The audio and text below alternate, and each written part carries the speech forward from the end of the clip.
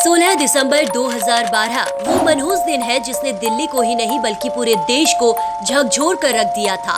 ये वो दिन था जब मुनीरका में 6 लोगों ने चलती बस में पैरामेडिकल की छात्रा निर्भया से गैंगरेप कर दरिंदगी की वो सारी हदें पार कर दी थी कि जिसे देखकर कोई दरिंदा भी दहशत में आ जाए। इस घटना के बाद पूरे देश में तत्काल न्याय की मांग उठने लगी, लेकिन इसके बावजूद निर्भया को न्याय मिलते मिलते 7 साल बीत गए और 2020 में जाकर निर्भया के दोषियों को फांसी दी गई। ऐसे में एक सवाल उठता है कि आखिरकार ऐसे घिनौने अपराध के बाद भी दोषियों को सजा मिलते मिलते सालों क्यों लग गए? क्योंकि निर्भया के दोषियों की सजा में रोड़ा अटकाने वाला कोई और नहीं बल्कि खुद को दिल्ली का मालिक बताने वाला केजरीवाल था, जिसने 2018 में जेल मैनुअल में संशोधन किया था जिससे अपराधियों को सालों तक बचाया जा सके। इस नियम के अनुसार अगर एक मामले में 4 लोगों को फांसी हुई है तो सबको फांसी एक साथ ही दी जाएगी या सबकी फांसी की तारीख आगे बढ़ा दी जाएगी। और इसी कानून का फायदा उठाते हुए निर्भया के दोषियों ने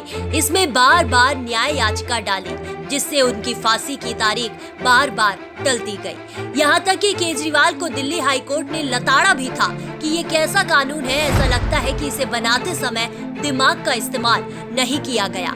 इतना ही नहीं, निर्भया की मां ने तो ये तक कह डाला था कि दोषियों की सजा टालने के लिए दिल्ली सरकार जिम्मेदार है और केजरीवाल अपने फायदे के लिए इस गंभीर मामले का मजाक ना बनाए। वहीं निर्भया के पिता ने कहा था कि केजरीवाल ने सत्ता में आने के लिए इस केस का इस्तेमाल किया है, लेकिन केजरीवाल को न्याय के इंतजार में रोते बिलखते माँ बाप के आंसू नहीं दिखे।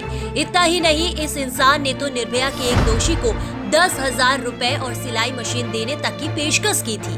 केजरीवाल की चमची और आपकी बेहद करीबी सुप्रीम कोर्ट की वकील इंदिरा जयसिंह ही थी, जिसने निर्भया की मां को नसीहत दे डाली थी कि उन्हें भी सोनिया गांधी की तरह दोषियों को माफ कर देना चाहिए। इंदिरा जयसिंह वो वकील है जिसे केजरीवाल सरकार ने अदालत में दिल्ली सरकार का पक्ष रखने के लिए सरकारी वकील नियुक्त किया था। केजरीवाल जहां खुद दोषियों और दंगाइयों को बचाने से चूकता है, वहां इंदिरा जयसिंह जैसे लोगों को आगे कर देता है। ये वही इंसान है जिसने निर्भय के दोषियों को सजा दिलवाने के नाम पर धरना पॉलिटिक्स किया और सत्ता हासिल की। सत्ता का नशा चढ़ते ही केजरीवाल नियमों में संशोधन कर उल्टा दोषियों को बचाने में जुट गया।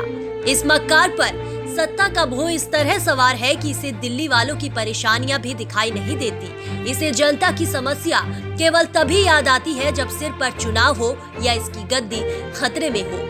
अब ऐसे में दिल्ली की जनता सोचने पर क्यों मजबूर ना हो जब केजरीवाल की पॉलिटिक्स में बेटियां नहीं बल्कि दरिंदगी करने वाले दरिंदे सुरक्षित हैं। मारो मुझे, मारो मुझे, मारो।